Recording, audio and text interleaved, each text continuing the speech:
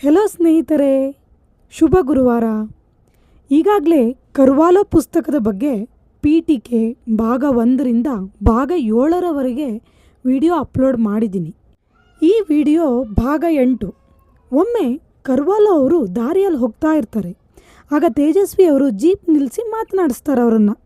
ನಿಮಗೆ ಮಂದಣ್ಣ ಏನಾದರೂ ಸಿಕ್ಕಿದ್ರಾ?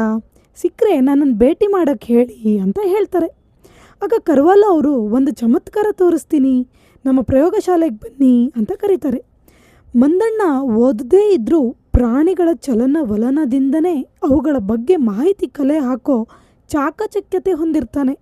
ಹಾಗಾಗಿ ಅವನು ಜೇನು ಪೆಟ್ಟಿಗೆ ಕ್ಲೀನ್ ಮಾಡಬೇಕಾದ್ರೆ ಅವನಿಗೊಂದು ವಿಚಿತ್ರ ಹುಳು ಕಾಣಿಸುತ್ತೆ. ಅದನ್ನೇ ಗಮನಿಸಿ ಅದು ಶಂಖದ ಹುಳುವನ್ನು ತಿನ್ನುತ್ತೆ ಮತ್ತು ಬಾಲದಲ್ಲಿ ದೀಪ ಬೆಳಗಿಸುತ್ತೆ ಅನ್ನೋದನ್ನು ಕರ್ವಾಲೋ ಅವರಿಗೆ ಹೇಳಿರ್ತಾನೆ. ನಂತರ ಕರ್ವಾಲೋ ಅವರು ಅದರ ಬಗ್ಗೆ ಮಾಹಿತಿ ಕಲೆ ಹಾಕಿದಾಗ ಗೊತ್ತಾಗುತ್ತೆ ಅದು ಗ್ಲೋ ವರ್ಮ್. ಅದು ಭಾರತದಿಂದ ಮೊದಲ ಬಾರಿಗೆ ರಿಪೋರ್ಟ್ ಆಗಿರುತ್ತೆ.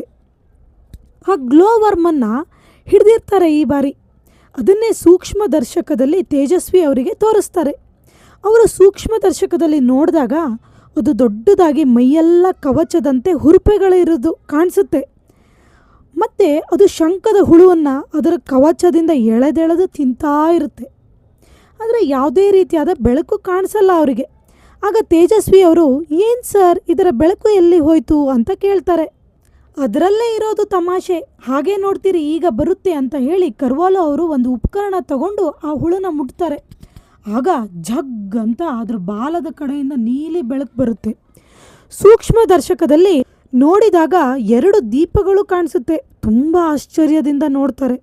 ಆಗ ಕರ್ವಾಲೋ ಅವರು ನೋಡಿದ್ರಾ, ಅದಕ್ಕೇನಾದರೂ ಅಪಾಯದ ಸೂಚನೆ ಬಂದರೆ ಸಾಕು, ವೈರಿಗಳನ್ನು ಹೆದರಿಸಿ ಓಡಿಸೋಕೆ ದೀಪ ಹತ್ತಿಸುತ್ತೆ. ವೈರಿಗಳನ್ನು ಹೆದರಿಸಲು ಈ ಥರ ಮಾಡುತ್ತೆ ಅಂತ ವಿವರಿಸ್ತಾರೆ. ಮಲೆನಾಡಿನಲ್ಲಿ ಇನ್ನೂ ಗೊತ್ತಿಲ್ಲದ ಅಗೋಚರ ಆಶ್ಚರ್ಯಗಳು ಎಷ್ಟಿರಬಹುದು ಹಾಗಾದರೆ ಅನ್ನೋ ಕುತೂಹಲ ತೇಜಸ್ವಿ ಅವರ ಮನಸ್ಸನ್ನು ಆವರಿಸುತ್ತೆ. ಇನ್ನು ಮಂದಣ್ಣ ಮಡಿಕೆಗಳನ್ನು ಬೋರಲಾಕಿ ಜೇನು ಸಾಕ್ತಾರೆ ಅಂದಿದ್ದಕ್ಕೆ ಅದು ಹೇಗೆ ನೋಡಬೇಕು ಅಂತ ತೇಜಸ್ವಿ ಅವರ ಮನೆಗೆ ಕರ್ವಾಲೋ ಅವರು ಬರ್ತಾರೆ. ಜೇನು ಕಟ್ಟಿರುವ ಮಡಿಕೆ ಇರುವ ಮರದ ಬಳಿಗೆ ಕರ್ವಾಲೋ, ಮಂದಣ್ಣ, ತೇಜಸ್ವಿಯವರು, ಕಿವಿ ಅನ್ನೋ ನಾಯಿ, ಪ್ಯಾರ ಅನ್ನೋ ಆಳು ಇಷ್ಟೂ ಜನ ಹೋಗ್ತಾರೆ. ಕರ್ವಾಲೋ ಅವರು ಹತ್ತಿರದಿಂದ ಜೇನು ಹುಳ ನೋಡಿ, ಕರಿತುಡುವೆ ಇದು, ಸ್ಪ್ಲೆಂಡಿಡ್, ಕೆಲಸನೂ ಜೋರಾಗಿ ಮಾಡ್ತವೆ, ಕಚ್ಚಿದ್ರಂತೂ ಸರಿಯಾಗಿ ಕಚ್ತವೆ ಅಂತ ಹೇಳ್ತಾರೆ. ಮಂದಣ್ಣ ಮರ ಹತ್ತಿ ಆ ಮಡಿಕೆಯನ್ನು ತೆಗೆದು ಒಳಗಡೆ ಎಷ್ಟು ಬಿಲ್ಲೆ ಇದೆ ಅಂತ ನೋಡ್ತಾನೆ. ಎಲ್ಲರಿಗೂ 1-2 ಜೇನು ಹುಳ ಕಚ್ಚುತ್ತೆ. ಆದರೆ ಜಾಸ್ತಿ ಕುಣಿದಾಡಿದ್ರೆ ಜಾಸ್ತಿ ಕಚ್ಚೋದು ಅಂತ ಎಲ್ಲ ತಡೆದುಕೊಳ್ತಾರೆ. ತೇಜಸ್ವಿ ಅವರು ಮಂದಣ್ಣನ ಕರೆಸಿರೋದೇ ಆ ಜೇನನ್ನು ತೆಗೆದು ಒಂದು ಪೆಟ್ಟಿಗೆಗೆ ತುಂಬಿಸ್ಬೇಕು ಅಂತ.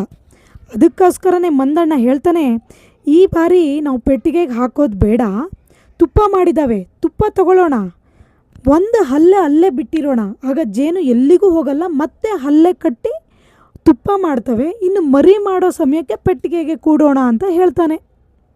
ಇನ್ನು ಜೇನುತುಪ್ಪ ತುಂಬಿರುವ ಬಿಲ್ಲೆಗಳನ್ನು ತಗೊಂಡು ಮನೆಗೆ ಬರ್ತಾರೆ. ಜೇನು ಕೊಚ್ಚಿರೋ ಪ್ರಭಾವ ಮನೆಗೆ ವಾಪಸ್ ಬರೋದ್ರೊಳಗೆ ಪ್ಯಾರ ಮತ್ತು ತೇಜಸ್ವಿಯವರ ತುಟಿ ಊದಿ ಕಣ್ಣು ಮಂಗೋಲಿಯನ್ನವರ ಕಣ್ಣುಗಳಂತೆ ಕಿರಿದಾಗಿ ಹೋಗಿರುತ್ತೆ. ಕರ್ವಾಲೋ ಮತ್ತು ಮಂದಣ್ಣನಿಗೆ ಊದೋದೇ ಇಲ್ಲ, ಯಾಕಂದರೆ ತುಂಬ ಸತಿ ಜೇನು ಕಚ್ಚಿಸ್ಕೊಂಡಿದ್ರಿಂದ ರಕ್ತದಲ್ಲಿ ಪ್ರತಿರೋಧ ಶಕ್ತಿ ರೂಪುಗೊಂಡಿರುತ್ತೆ ಅಂತ ಕರ್ವಾಲೋ ಅವರೇ ವಿವರಿಸ್ತಾರೆ. ತೇಜಸ್ವಿ ಅವರಿಗೆ ಜೇನು ಸಾಕಾಣಿಕೆಯಲ್ಲಿ ಆಸಕ್ತಿ ಹೆಚ್ಚಾಗುತ್ತೆ. ಇದು ಒಂಥರ ದಿನನಿತ್ಯ ನಡೆದಿರೋ ವಿಷಯಗಳು. ಇದನ್ನು ನನಗೆ ಅನ್ನಿಸಿದ ಮಟ್ಟಿಗೆ ಹೀಗೆ ವಿಡಿಯೋ ಮಾಡಿದರೆ ಚೆನ್ನಾಗಿರುತ್ತೆ ಅಂತ ವಿಡಿಯೋ ಮಾಡ್ತಾಯಿದ್ದೀನಿ. ಕರ್ವಾಲೋ ಪುಸ್ತಕನ ಯಾವುದೋ ಒಂದು ಕಾದಂಬರಿ ರೀತಿ ನಮಗೆ ವಿಡಿಯೋ ಮಾಡೋದು ಕಷ್ಟ. ಹಾಗಾಗಿ ನನಗೇನಾದರೂ ಒಳ್ಳೆ ಸಜೆಷನ್ ನೀವು ಕೊಡಬೇಕು ಅಂತ ಇದ್ದರೆ ಕಮೆಂಟ್ ಮಾಡಿ. ಶುಭ ದಿನ.